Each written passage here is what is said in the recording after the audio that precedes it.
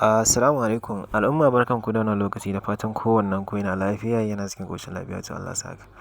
Yawwa, a wannan karon mun kawo muku da wasu manyan fina-finai, wato babban fim kenan zance, wanda kamfanonuwa daban-daban za su fassara shi. Akwai kamfanin Fikira, akwai kamfanin Yusuf Zamani.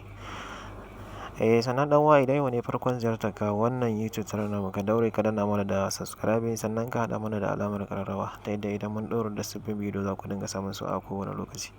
Wannan fim ɗin da kuke gani fim ne kashi na biyu, kuma fim ne mai kyau, wanda ya yi kyau sosai, wanda mutane da dama suna ta yawan neman shi, suna tambayawa da shi. A yanzu dai gashi ya fito, za a fassara shi a kamfanin Yusuf Zamani Records. Zai sake shi a ranar yau Laraba.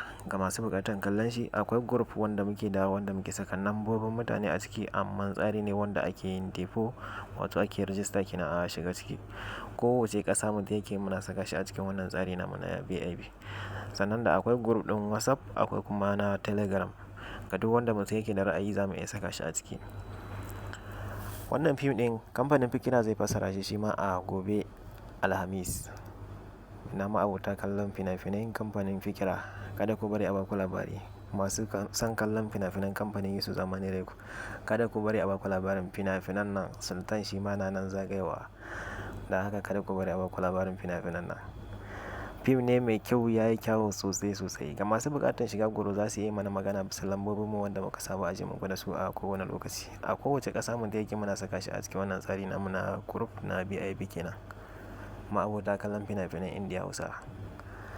Fim ɗin nan kada ku bari a baku labarin shi. Ya yi kyau, iya kyau sosai.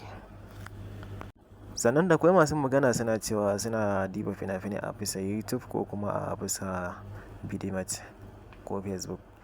A nan ba za ka samu fina-finan da ake saki ba a kowane lokaci ba, saboda a nan ba a kawo fina-finai. Group ɗaya ake samun fina-finai a wannan lokacin a yanzu.